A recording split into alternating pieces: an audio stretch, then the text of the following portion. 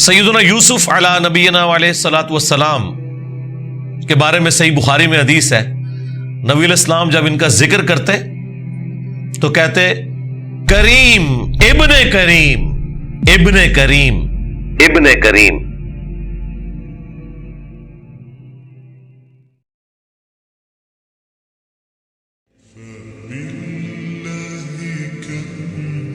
یوسف علیہ السلام چونکہ حضرت یعقوب علیہ السلام کے بیٹے تھے اور ظاہر ہے کہ ان کی لیگیسی کو آگے کسی نے تو لے کے چلنا تھا۔ یوسف علیہ السلام کے 11 بھائی تھے، ان میں سے ایک بنیامین تھے جو ایسے بھائی تھے کہ ماں اور باپ دونوں کامن تھے، اور باقی جو 10 بھائی تھے وہ دوسری والدہ سے تھے ان کے، وہ خالہ بھی لگتی تھی ان کی یوسف علیہ السلام کی، اور ظاہر ہے کہ ماں بھی تھی کیونکہ ان کے والد نے ان سے نکاح کیا ہوا تھا۔ 10 بیٹے اس ماں سے تھے، 2 یہ تھے، اور آپس میں ان کا ایک حسد والا معاملہ ہو گیا شیطان کی وجہ سے۔ ظاہر ہے کہ اب باپ کی لیگیسی کو کس نے آگے لے کے چلنا ہے، وہ ظاہر ہے وہ تو باپ نے تو ڈیسائیڈ ہی نہیں کرنا، وہ تو اللہ نے ڈیسائیڈ کرنا ہے۔ اب یوسف علیہ السلام کو اللہ تعالیٰ نے ایک خواب دکھایا، اور خواب انبیاء کے حق میں وحی الہی ہوتا ہے۔ بخاری مسلم میں حدیث ہے کہ خواب نبوت کا 46واں حصہ ہے۔ حضرت ابراہیم علیہ السلام کو بھی خواب میں ہی دکھایا گیا تھا، سورہ صافات میں آتا ہے کہ میں اپنے بیٹے کی قربانی کر رہا ہوں، اسی لیے انہوں نے اسے ایگزیکیوٹ کرنے کی کوشش کی اور اللہ تعالیٰ نے فدیہ بھیج دیا، لیکن ایگزیکیوٹ اتنی بڑی ایکٹیویٹی کو کرنا کہ بیٹا قربان کرنا، اسی لیے تھا کہ وہ وحی الہی تھا۔ یوسف علیہ السلام کو اللہ تعالیٰ نے چھوٹی عمر کے اندر ہی 10-12 سال کی عمر میں ہی یہ خواب دکھایا کہ 11 ستارے اور سورج اور چاند انہیں سجدہ کر رہے ہیں۔ اس خواب کا ذکر انہوں نے اپنے والد سے کیا۔ ظاہر ہے اس زمانے میں تو والد ہی ڈائریکٹ ٹریننگ کیا کرتے تھے اپنی اولاد کی، اور ایک بڑی فرینکنس ہوتی تھی، اور پھر نبی کی اولاد۔ حضرت یعقوب علیہ السلام کو پتہ چل گیا کہ میری اس نبوت کا وارث اب یہ ہونے والا ہے، یعنی 12 بچوں میں سے اس کے سر کے اوپر یہ تاج نبوت سجنا ہے۔ تو ظاہر ہے باقیوں نے تو حسد کرنا ہے، حسد تو آ ہی جاتا ہے، آدم علیہ السلام کے بیٹوں میں آیا تھا، تو یہ اولاد آدم والا ہی معاملہ ہے۔ بہرحال وہ حسد آیا۔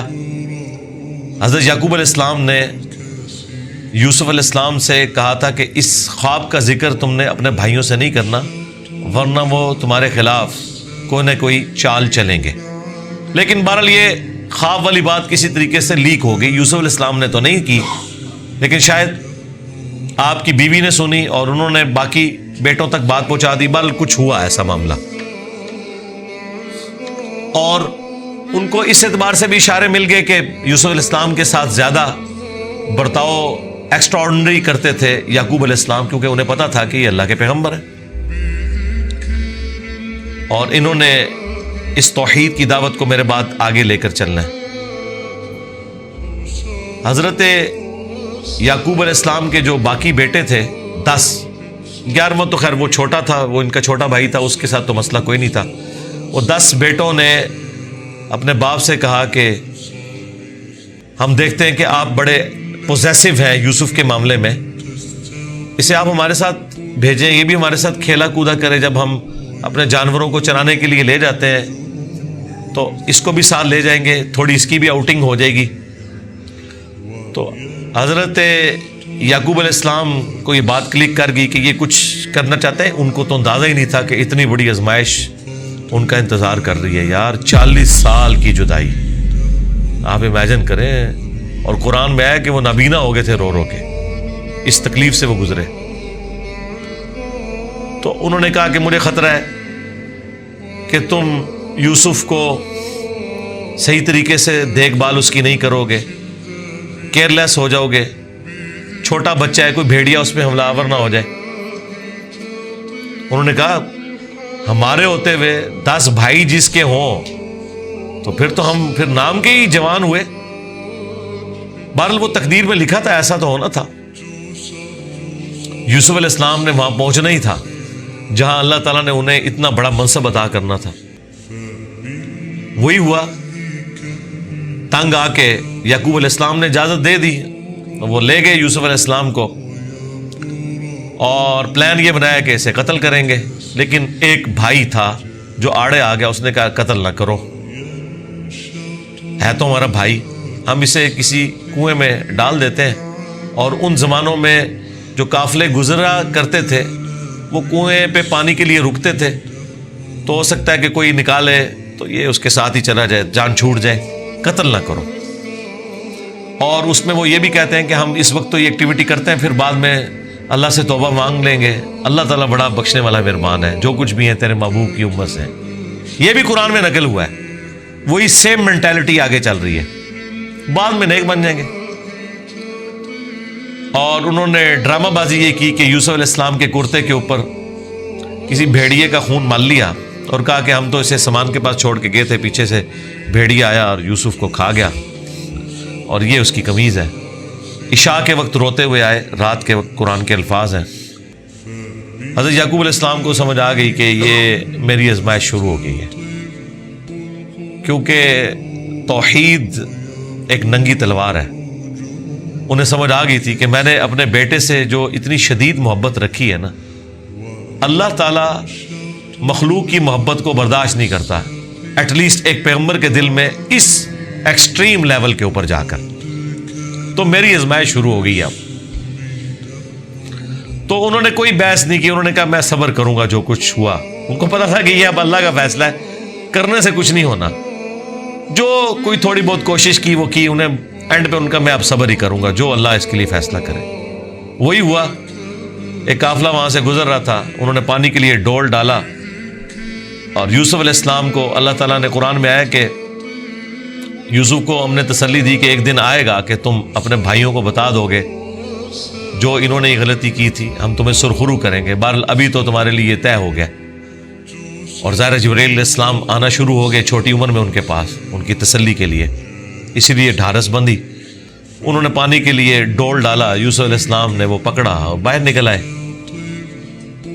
اور بھائی جو ہیں چھپ کے یہ منظر دیکھ رہے تھے۔ انہوں نے کہا یہ نہ ہو یہ پھر واپس آ جائے۔ انہوں نے چند ٹکوں کے عوض، چند دراہم کے عوض بیچ دیا، کہا یہ ہمارا غلام تھا، تو بھاگ کے آئے، یہ ہمارا غلام ہے، اور جان چھڑائی اس طریقے سے۔ یوسف علیہ السلام بھی چپ کر کے چلے گئے، انہیں پتہ تھا کہ میرے لیے فیصلہ ہو چکا ہے۔ اور کس تکلیف سے وہ مصر تک پہنچے، اور وہاں پہ غلاموں کا بازار لگتا تھا، وہاں بیچنے کے لیے عبرانی غلام، اور پڑھنا لکھنا بھی جانتے تھے، ذہین بہت تھے۔ تو عزیز مصر وہاں سے گزر رہا تھا، یعنی آپ سمجھ لیں بادشاہ کے بعد جو سیکنڈ پوسٹ ہوتی ہے۔ اس نے دیکھا کہ یہ تو شکل ہی غلاموں والی نہیں ہے، یہ کوئی ایکسٹرا آرڈنری بندہ ہے۔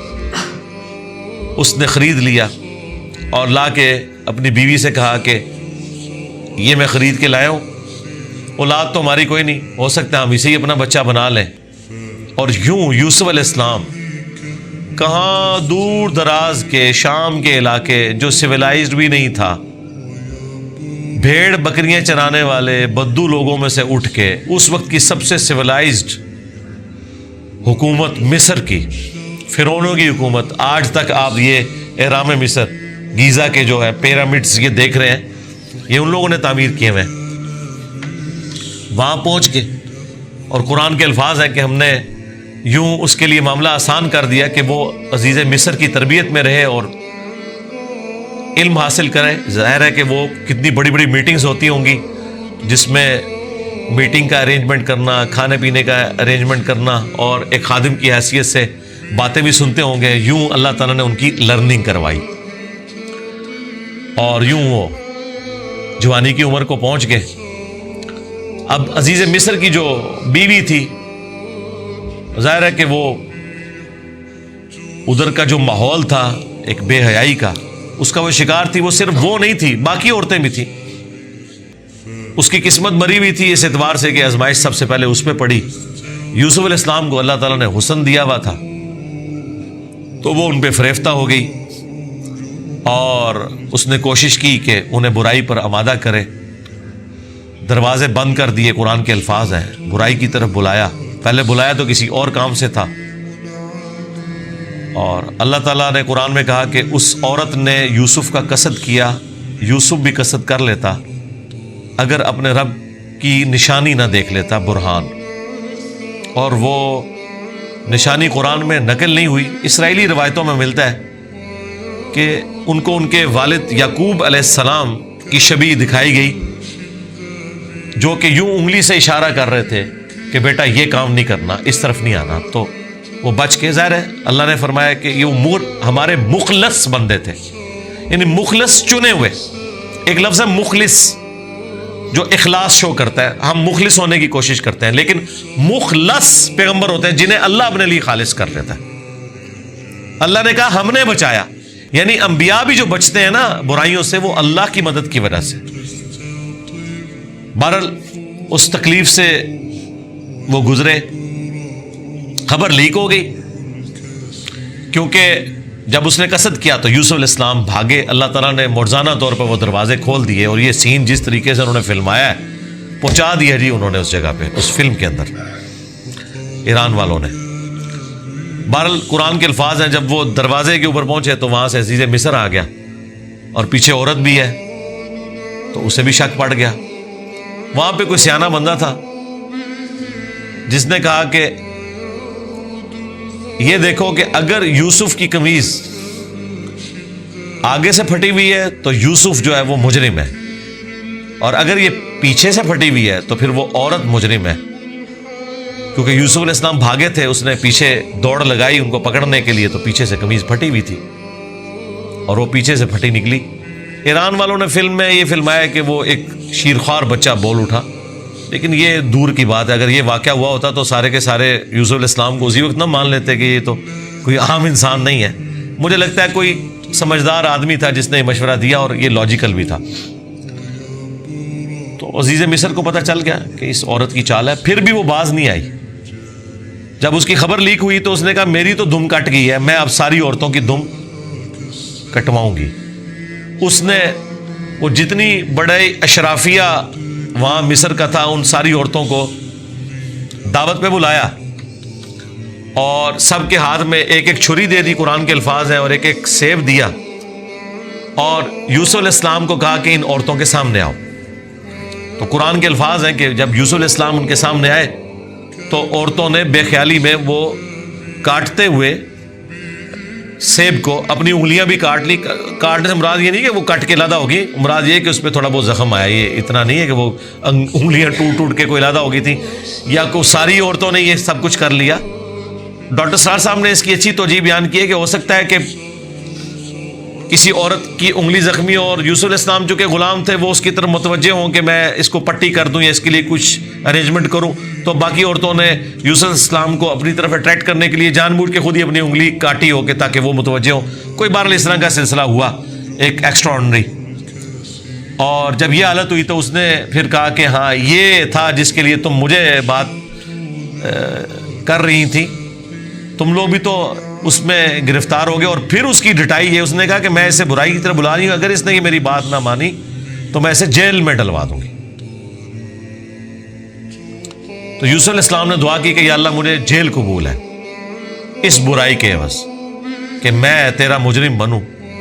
دیکھیں کوئی گناہ بھی نہیں کیا، برائی سے بچے ہیں. ہم ہوں تو ہم کہ ہمیں انعام ملے، وہ کہہ رہے ہیں مجھے انعام میں جیل مل جائے کہ میں ان کے شر سے بچ جاؤں. بہرحال پھر وہ بہانہ کر کے ان عورتوں نے جھوٹے الزامات لگا کے یوسف علیہ السلام کو جیل میں ڈلوا دیا. یوسف علیہ السلام بھی راضی تھے، ٹھیک ہے چلے گئے. آلموسٹ 9 سے 10 سال تک وہ جیل میں رہے، اور وہ جیل کا جو انہوں نے سین فلمایا ہے وہ بندہ دیکھ نہیں سکتا. جو وہاں پہ کس پرسی کی حالت تھی بہرحال انہوں نے گزاری، لیکن آپ کے اخلاق سے متاثر ہو کے دعوت توحید بھی وہاں پہ پہنچی. اور اسی دوران 2 ایسے قیدی تھے کہ ان دونوں نے الگ الگ خواب دیکھے، اور انہوں نے یوسف علیہ السلام سے کہا کہ آپ اچھے بھلے معلوم ہوتے ہیں، اگر آپ تعبیر بتا سکتے ہیں. انہوں نے کہا میں اس کی تعبیر جو بتاؤں گا وہ تعویل ہوگی، پھر وہ مقدر ہو جائے گی. اور وہ خواب انہوں نے اپنا بیان کیا. ایک نے خواب یہ بیان کیا کہ میں نے یہ دیکھا کہ میں اپنے رب یعنی اپنے اس بادشاہ کو شراب نچوڑ کے دے رہا ہوں. دونوں کے قتل کے فتوے جاری ہو چکے ہوئے تھے. تو یوسف علیہ السلام نے اسے کہا کہ تم عنقریب چھوٹ جاؤ گے. دوسرے نے دیکھا کہ میرے سر کے اوپر روٹیوں کا ایک ٹوکرا ہے اور اس سے جانور پرندے کھا رہے ہیں, تو ان کا تم سولی دیے جاؤ گے اور تمہاری لاش سے جانور کھائیں گے. اور وہی ہوا. اور قرآن کے الفاظ ہیں کہ جسے نجات ملنے والی تھی اسے یوسف علیہ السلام نے کہا کہ جب تم چھوٹ جاؤ تو اپنے بادشاہ سے میرا ذکر کرنا کہ میرے ساتھ یہ زیادتی ہوئی ہے. لیکن قرآن کے الفاظ ہیں کہ شیطان نے وہ ذکر بھلا دیا. ظاہر ہے اللہ نے تو کوئی اور ہی فیصلہ کیا ہوا تھا. اور یوں آلموسٹ 9 سے 10 سال ان کے جیل میں کٹ گئے, یہاں تک کہ اس بادشاہ کا جو بیٹا ہے وہ تخت نشین ہوا اور اس نے خواب دیکھا. ظاہر بادشاہ کو اللہ تعالیٰ اس طرح کے خواب دکھایا کرتا تھا. مخلوقات کو دیکھنے کی ذمہ داری اللہ تعالیٰ نے بادشاہوں کے اوپر ہی رکھی ہوئی ہے جو ان کے انڈر رعایا ہے. کہ 7 دبلی پتلی گائے جو ہیں وہ نیل سے نکل کے 7 موٹی گایوں کو کھا رہی ہیں اور 7 خشک بالیاں ہیں اور 7 جو ہیں وہ ہری بالیاں ہیں. اب یہ بڑا ایک ایکسٹراڈنری خواب تھا. اس نے اپنے وہ سارے تعبیر بتانے والے بلائے, سب کے سب عاجز آ گئے. تو وہ جو چھوٹ چکا تھا ایک قیدی, وہ بادشاہ کا بڑا قریبی تھا جو اسے شراب بنا کے دیتا تھا, اسے یاد آیا کہ ہاں ایک شخص قید میں ہے. اور یاد کب آیا دیکھیں 9-10 سال کے بعد. اس نے کہا میں ایک ایسے شخص کو جانتا ہوں کہ جو آپ کو اس کی تعبیر بتائے گا. تو وہ بادشاہ نے کہا ٹھیک ہے اسے لے آؤ یہاں پہ. یوسف علیہ السلام نے تعبیر بتا دی جو باقی معبر نہیں بتا سکے. بادشاہ کو بھی لگا یہ تعبیر اسی طریقے سے کہ 7 خوشحالی کے سال آئیں گے اور اس کے بعد 7 سال آئیں گے 7 ایئرز قحط سالی کے, جس میں آپ یہ والا غلہ جو سٹور کیا ہوگا وہ استعمال کریں گے اور پھر اس کے بعد بارش ہوگی. 7 سال تک بارش نہیں ہوگی. اور ان 7 سالوں کے لیے آپ نے اپنی وہ والی گندم سنبھال کے رکھنی ہے جو ان خوشحالی کے 7 سالوں میں خوب پیداوار ہوگی. تو بادشاہ نے کہا انہیں بلا کے لاؤ. انہوں نے کہا نہیں پہلے میرا وہ مسئلہ حل کریں جو میرے اوپر الزامات لگا کے ان عورتوں نے اندر کیا. پھر بہرحال وہ معاملہ بھی سیٹل ہوا. عورتوں نے مان لیا کہ یوسف علیہ السلام کی کوئی غلطی نہیں تھی. پھر یوسف علیہ السلام عزت کے ساتھ لائے گئے بادشاہ کے پاس اور انہوں نے خود کہا کہ مجھے وزیر خوراک بنا دے, میں امین بھی ہوں اور ان معاملات کو ہینڈل بھی کر سکتا ہوں. پھر انہوں نے جس طریقے سے ان معاملات کو ہینڈل کیا اور کہا کہ آپ نے گندم کے دانوں کو بالیوں سے باہر نہیں نکالنا. یہ سٹوریج کا طریقہ بھی یوسف علیہ السلام کو اللہ تعالیٰ نے سکھایا. یوں گندم خراب نہیں ہوتی, سال ہر سال آپ استعمال کر سکتے ہیں. آج بھی گندم اسی طریقے سے سٹور ہوتی ہے. اب وہ قحط سالی صرف مصر تک نہیں تھی, شام تک بھی پھیل چکی تھی. اور وہی بھائی بالآخر گندم کی تلاش میں مصر آئے. انہیں تو پتہ ہی نہیں تھا کہ ان کا بھائی یہاں کا بے تاج بادشاہ بن چکا ہے. یوسف علیہ السلام نے انہیں پہچان لیا. ان تو سوچے نہیں تھا کہ یہ سب کچھ ہوا. کوئی اس وقت انٹرنیٹ کوئی اس طرح کی تو چیز ہے ہی نہیں تھی. تو یوسف علیہ السلام نے انہیں غلہ دیا اونٹ بھر کے, اور جاتے ہوئے خادمین کو کہا کہ ان کی جمع پونجی بھی آپ نے ان کے اسی سامان کے اندر رکھ دینی ہے تاکہ یہ متاثر ہوں اور اگلی دفعہ پھر آئیں. اور پھر ان سے انٹرویو کیا تو انہوں نے کہا ہمارے تو اس طرح بھائی ہیں, ایک بھائی ہے وہ ہمارے والد صاحب تو اس کو اپنے سے جدا نہیں ہونے دیتے. اس کے اندر وہ اپنے اس بیٹے کو تلاش کرتے ہیں جسے بھیڑیا کھا گیا تھا, اور وہ بیٹا سامنے تھا. یوسف علیہ السلام کے بارے میں اللہ تعالیٰ فرماتا ہے کہ یوسف علیہ السلام یہ باتیں سن رہے تھے اور دل ہی دل میں کہہ رہے تھے کہ تم ظالم ہو, لیکن اللہ کی طرف سے اجازت نہیں تھی. ان کا اچھا پھر تم دیکھ رہے ہو اس بھائی کا بھی سامان میں تمہیں دیتا ہوں, اگلی بار اس بھائی کو ساتھ لے کے آؤ گے ورنہ میں تمہیں سامان نہیں دوں گا. ظاہر کسی بہانے سے تو بلانا تھا نا. اور واپس جب پہنچے انہوں نے دیکھا یہ تو اتنا فیاض بادشاہ ہے، اس نے تو ہماری وہ جمع پونجی جو بھی تھا، کوئی کاٹن لے کے گئے تھے، اس وقت تو بارٹر سسٹم ہوتا تھا نا، وہ واپس کر دی ہے۔ تو اپنے والد سے کہا کہ آپ اپنا وہ بیٹا بھی بھیجیں، وہ تو بڑا اچھا بادشاہ ہے۔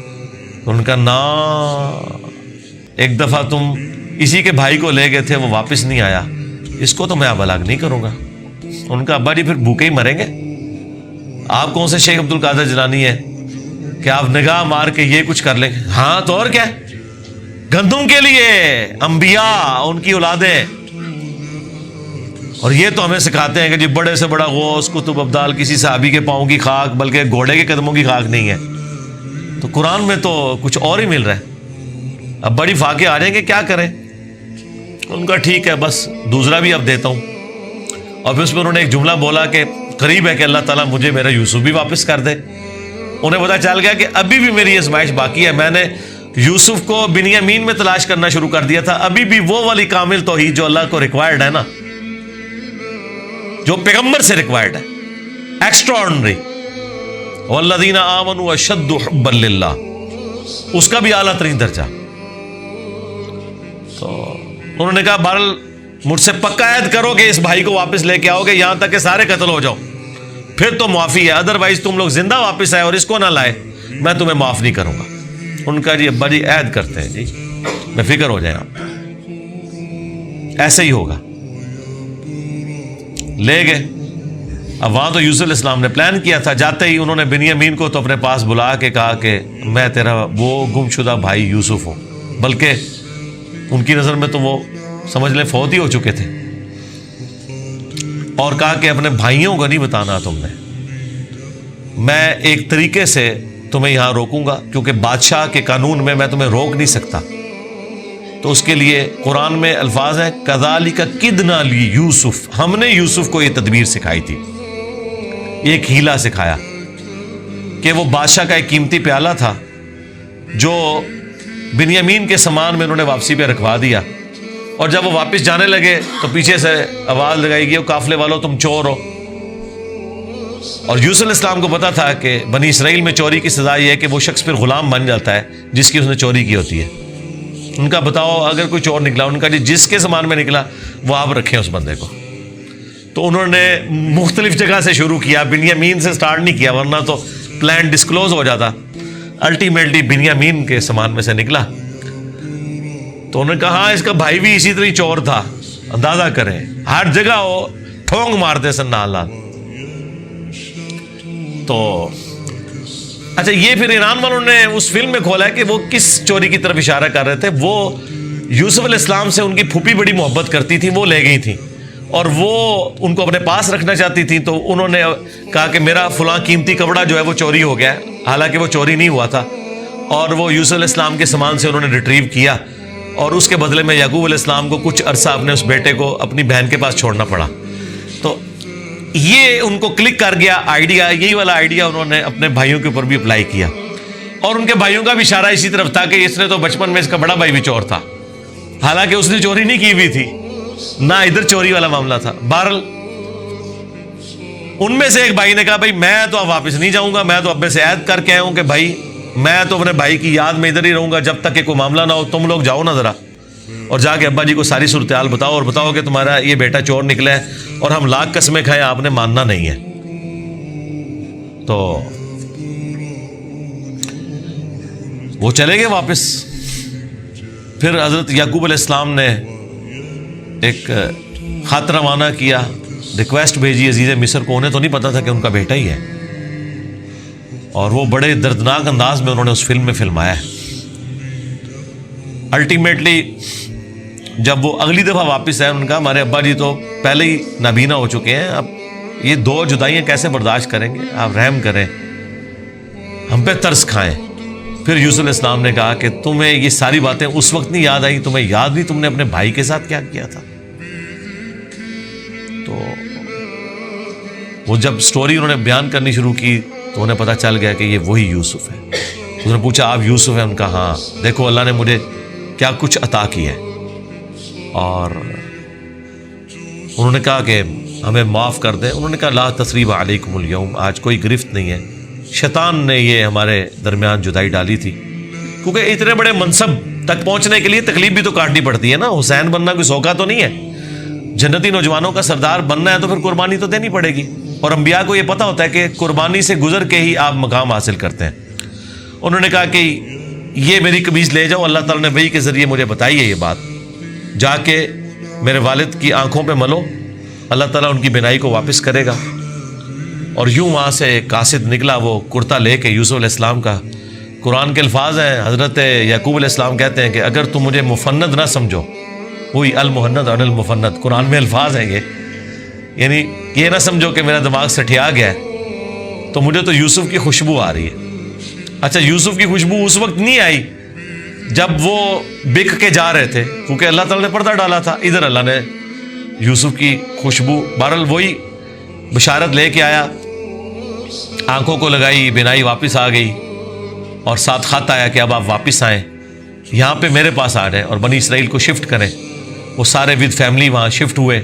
वहाँ यूसुफ अलैहिस्सलाम आले नाल थे, उन्होंने एक कितः ज़मीन उनको दिया, और यूं बनी इसराइल वहाँ पे आबाद हो गए, और फिर हुकूमती लेवल पे रहे, यहाँ तक कि वहाँ पे एक नेशनल मूवमेंट गालिब आई और इनको गुलाम बना लिया गया, जो किसी ज़माने में बादशाह एंजॉय कर रहे थे। और फिर उन गुलामों में अल्लाह ताला ने हज़रत मूसा अलैहिस्सलाम को मबूस किया और फिरौनियों से निजात दिलवाई, एक मुंजी और हादी बना के।